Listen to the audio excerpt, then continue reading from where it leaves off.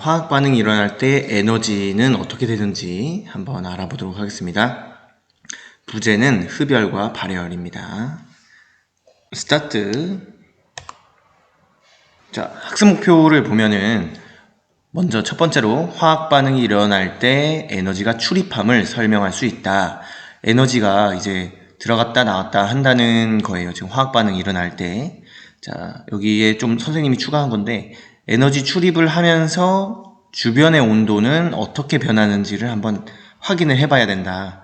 이런 겁니다. 이걸 왜 해야 되냐면은, 주변 온도가 이제 에너지가 왔다 갔다 하면서 변하기 때문에 이런 걸 활용할 수 있는 거야. 두 번째 학습 목표를 보면은, 화학 반응이 일어날 때 출입하는 에너지를 이용한 장치를 고안할 수 있다. 이 출입하는 에너지가 생기면서 주변의 온도가 바뀌기 때문에 어떤 뭐 냉각 장치라든지 아니면은 가열 장치라든지 이런 것들을 활용할 수 있다. 이런 겁니다. 자,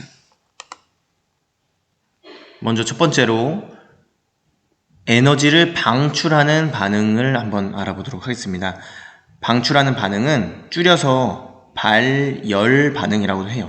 열 에너지를 발산한다. 이제 밖으로 뿜어낸다. 이런 건데, 지금 보면은 나뭇가지를 불태우고 있죠. 이거는 중학교 과학 3 동아출판 교과서에 있는 내용인데, 보면은 불 타고 있는 거, 이거랑 또 가스불 이제 나오는 거 있지. 이런 것들은 연료의 연소라고 해요. 연소 반응인데, 연소 반응은 대표적으로 밖으로 열을 내뿜는 반응이에요. 여기 가까이 가면 어때요? 엄청 뜨겁지. 그리고 이거는 열이 계속 생기기 때문에 여기 안에 있는 거를 끓일 수가 있겠죠. 뭐 가열을 할 수 있겠지. 가열. 오케이? 자, 이 연료의 연소가 일어나는 거에 주변에 온도가 어떻게 되고 있어요? 열을 받으니까 온도는 이제 주변 온도는 이제 올라가겠죠. 그리고 또 되게 재밌는 실험이 있어. 일명 코끼리 치약 실험이라고 하는 거가 있는데, 이거는 이제 허팝이라는 분이 유튜브에 영상 올려주신 게 있어요. 여기 영상 링크 있으니까 이 주소로 들어가거나 아니면 유튜브에 그냥 코끼리 치약 실험 검색하면 나올 거야. 이거는 계약하면 원래 선생님하고 같이 실험해보면 재밌고 쉽고, 그런데 이게 되게 재밌어요. 여기 보면은 그냥 어떤 뭐 부피 플라스크나 뭐 메니스커스 메스실린더나 이런 거에다가 과산화수소를 넣어. 과산화수소. 이 과산화수소는 계속해서 물이랑 산소로 이제 나뉘어지게 되는데, 이때 열도 같이 반응해서 이제 나오는 거예요. 열. 여기 보면은 김 막 생기는 거 보이지? 이게 열이 밖으로 나오면서 김이 막 생기는 건데, 이렇게 막 코끼리 치약이라고 하는 이유는 나온 모양이 치약같이 생겼는데 너무 크다 보니까 코끼리가 쓰는 치약이다 이렇게 하는 거고요. 이 이름 자체는 반응하고는 상관이 없어요. 여기 봤을 때 산소가 발생하고 여기다가 이제 불이 꺼져가는 뭐 향초나 이런 거를 여기다 넣으면은 갑자기 불이 막 다시 타오르는 그런 현상을 확인할 수 있어요. 그거는 산소 때문에 그런 거고요. 이 허팝 영상에서도 아마 나올 겁니다. 자, 이런 거 넣어주고 뭐 색소도 넣어주고 뭐 이렇게 해서 하는 실험인데, 이것도 대표적인 발열 반응이 되겠습니다. 자, 이용하는 되게 대표적인 예가 손난로예요. 손난로. 뜨뜻하구만. 근데 그 손난로 중에서도 똑딱이 손난로 말고 흔들이 손난로가 있는데, 이거는 안에 철가루가 들어있어. 철가루. 이 철이 FE가 철인데 철가루가 있는데, 이거를 흔들어 주면은 산소랑 만나면서 이 반응을 뭐 촉진하는 촉매도 있고 당연히 이렇게 하는데, 이 반응이 일어나면서 산화가 돼요. 산소랑 만난다 해서 산화가 되는데, 산화철이 만들어지면서 열이 발생을 해요. 열. 오케이? 그래서 되게 그냥 간단하게 흔들기만 하면은 열이 발산되면서 손이 아주 따뜻해지고 겨울철에 마음도 따뜻해지는 그런 흔들이 손난로가 이제 발열 반응의 대표적인 이용 장치라고 생각하면 되겠습니다. 열을 내뿜는 식물도 있어요. 흔히 말하는 이 체온이라는 거는 동물만이 갖고 있는 성질이라고 생각을 하는데, 이 동물들은 사람은 뭐 36.5도 이렇게 해가지고, 선생님은 왜 그렇게 체온이 높은지 모르겠어요. 나는 그냥 재기만 하면은 36.8, 37 막 이렇게 가더라고. 좀 뜨거운 모르겠네. 하여튼 그런가 봐요. 자, 체온은 동물의 전유물이라고 생각했는데 식물에게도 이 열을 발산하는 반응을 이용하는 식물이 있었던 거야. 자, 보니까 이 이쁘게 생긴 녀석이 이름이 복수초예요. 복을 뭐 갖다 준다 해가지고 복수초가 있는데, 이 꽃은 주변에 눈이 녹아내린다 하여 눈색이 꽃이라고도 해요. 눈을 이제 뭐 없앤다. 근데 여기 구멍이 막 뚫려 있잖아. 이게 원래 이제 얼음이 녹기 시작하는 봄이 되면은 얘가 뿌리에서부터 열을 내뿜으면서 여기에 얼음을 녹이는 거야. 얼음을 녹여서 꽃을 이제 피워내면은, 겨울철에 이제 꽃 피는 애가 얘밖에 없으니까 이제 벌이 왜 이렇게 생겼니? 벌이나 뭐 나비 같은 애들이 지금 막 왔다 갔다 하면서 수분을 도와주겠죠. 그래서 이제 생존 경쟁에서 약간 독보적인 위치를 차지하는 친구가 되겠죠. 이런 걸 이제 알아보니까 뿌리 안에 어떤 물질이 있어요. 강심배당체라는 물질이 있는데, 이 녀석이 물과 만나면은 열을 발생시키는 화학 반응이 일어나. 그러면서 주변의 얼음을 녹여서 이제 곤충들을 모아내는 거죠. 그리고 또 되게 특이한 애가 있어. 이 부두백합이라고 있는데, 되게 그 부두술사 같은 약간 그런 느낌의 백합인데 크기가 되게 큰 것 같더라고. 이 녀석은 주변의 온도보다 15도 정도가 높대요. 한 40몇 도 막 되나봐. 와, 이 지독한 냄새를 효과적으로 확산시키기 위해서 하는 거예요. 그 냄새가 확 pu면은 분자 운동이 활발해지면서 좀 더 효과적으로 확산이 일어나는데, 그렇게 냄새를 퍼뜨리면서 이 주변에 이제 파리 맞니? 파리가 이제 꼬이게 해가지고 수분을 돕는 거야. 그래서 얘네가 좀 더 번식을 더 많이 할 수 있게끔 하는 생존 전략을 갖고 있는 거지.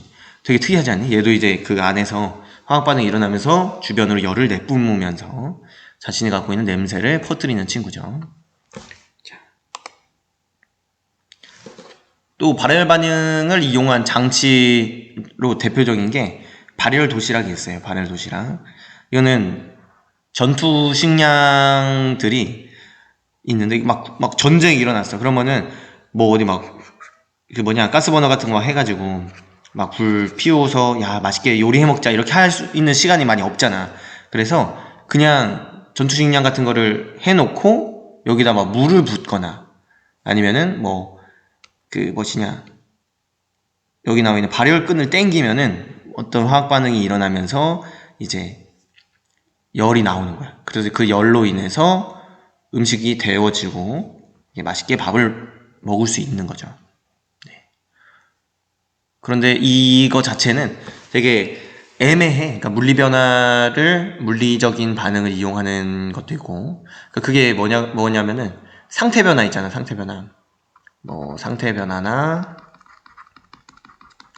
변화도 열을 흡수하고 방출하는 거 기억나니? 고체에서 액체에서 기체 이렇게 될 때는 이제 분자 운동이 활발해지는 경향이니까 열을 흡수하면서 자기 분자들은 이제 분자 운동이 활발해지고 주변의 온도는 내려가는 그런 상태 변화가 있었어요.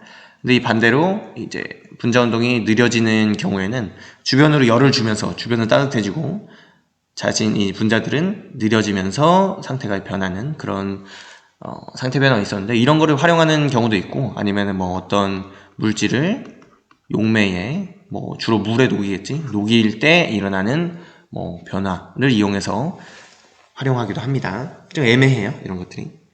자, 그러면 두 번째로 에너지를 흡수하는 반응을 한번 보자. 열을 흡수하는 반응, 줄여서 흡열 반응이라고 하는데, 여기 보면은 교과서 36쪽에 나와 있는 거야. 이 어떻게 했냐면은 나무판에 위에 물을 뿌려놔. 물을 뿌리고 그 위에다가 비커를 올려놓고 이제 수산화바륨이라는 물질과 염화암모늄이라는 물질을 넣어서 섞어주면은 그때 요 녀석이 섞이면서 뭐 여러 가지 물질이 만들어지겠죠. 만들어질 때 이제 열을 흡수해 가버리는 거야. 오케이? 흡수해 가니까 주변에 열을 뺏어갔어. 그러니까 이 물은 어떻게 돼? 온도가 내려가면서 너무 차가워지니까 얼어버리는 거야. 얼어버려. 이 얼음이 돼버리니까 이 얼음이 되면서 이 나무판이랑 이 비커를 이제 붙어버리게 했지. 얼어붙게 만들어서 이 비커만 들어도 이렇게 나무판이 딸려오는 거야. 이런 반응이 있습니다. 두 물질이 반응하면서 주변의 에너지를 흡수하기 때문에 물의 온도가 내려가면서 얼어붙었다. 이런 반응이죠. 자, 두 번째, 흡열 반응의 다른 예를 한번 알아보면은 대표적으로 광합성이 있습니다. 광합성이라는 거는 빛 에너지를 받아서 물과 이산화탄소를 이제 빛 에너지를 이용해서 포도당과 산소로 만들어내는 반응입니다. 이거는 언제 배웠지? 중1 때 배웠었나? 그래서 이제 광합성이 일어나는데 그때는 빛 에너지를 내가 가져가면서 흡수하면서 이제 반응이 일어나게 하는 거죠. 그리고 탄산수소 나트륨의 분해, 뭐 대표적인 예인데 뭐 통틀어서 열분해라고도 해요. 열을 받아서 분해시킨다. 탄산수소 나트륨은 베이킹소다. 너네 알지? 베이킹소다. 그건데 이 베이킹소다를 빵 반죽에다 넣고 이제 이 빵 반죽을 오븐에서 구우면은 구운다는 건 가열해준다는 거지. 열을 얘한테 갖다 주면은 요 녀석이 이산화탄소랑 물, 뭐 탄산나트륨으로 바뀌면서 이제 흡열 반응이 일어나는 거지. 그때 이 이산화탄소가 기체로 나오면서 빵을 부풀려줘요. 얘가 이렇게 점점 커져. 맛있는 빵이 되겠지. 그래서 빵 먹다 보면은 중간중간에 막 구멍 나 있는 거 있잖아. 그런 것들도 마찬가지로 이제 이산화탄소가 발생하면서 탄산수소 나트륨이 열을 흡수하면서 반응이 일어나면서 이제 이산화탄소가 나오니까 그런 일이 발생하는 겁니다. 자, 그러면 흡열 반응을 이용한 장치는 무엇이 있는가 보면은 아까 수산화바륨이랑 염화암모늄 섞어서 이제 에너지 흡수하는 반응이 있다고 했죠. 그러면 주변의 온도가 내려가겠지. 물이 얼 정도로. 그럼 이걸 한번 이용해보자 해가지고 스티로폼 안에 여기 비닐주머니에 수산화바륨이랑 염화암모늄을 넣고 이제 냉장고를 만드는 거야. 여기에서 이제 반응이 일어나면은 여기서 열을 흡수해 버리겠지. 이 녀석이 열을 가져가니까 여기서 열을 뺏어가니까 얘네들은 차갑게 유지가 되겠죠. 여기의 온도는 주변의 온도는 내려간다. 오케이. 그래서 주위 온도가 내려가면서 이제 냉각 장치로서 활용할 수 있는 거지. 그리고 이 스타이로폼 상자는 단열재라고 해요. 단열재라는 거는 이 바깥이랑 이 안에 열 교환을 막는 거야. 그럼 열이 들어오지도 빠지지도 않으니까 차갑게 만들어 놓으면 차가운 게 유지가 되겠지. 반대로 뜨겁게 만들어 놓으면 뜨거운 게 유지가 되고 뭐 이런 거를 이용해서 냉각 장치를 만들 수 있다 하는데 그 정리를 하자면은 정리를 하자면은 발열 반응은 어떻게 해요? 발열 반응은 주위로 열을 발산하는 거지. 그러면 주변의 온도가 어떻게 되지? 주변 온도는 이제 올라가게 되고 열을 받으니까 열 받아서 뜨거워지지.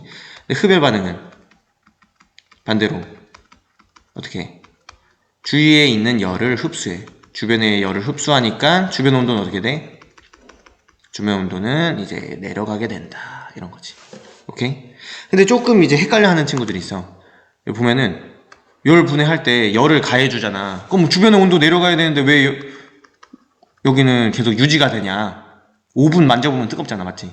그 왜 유지가 되냐 하면은 그거는 이 반응 자체에서 열을 발산하기 때문이 아니라 그냥 불을 더 이제 그 온도를 계속 높여주는 전기 에너지를 이제 열 에너지로 계속 바꿔주니까 주변 온도가 유지가 되는 거고 뜨겁게 유지가 되는 것 뿐이에요. 근데 이 전기 에너지로 만든 열 에너지를 일부를 이제 탄산수소 나트륨이 흡수를 해서 이런 반응이 일어나게 되는 거고, 열이 없으면 이 반응이 이제 되게 천천히 일어나거나 잘 안 일어나겠죠. 열을 흡수해줘야 반응이 잘 일어나고 이제 뭐 변화가 생기겠죠. 자, 오늘 강의 여기서 마치도록 하겠습니다.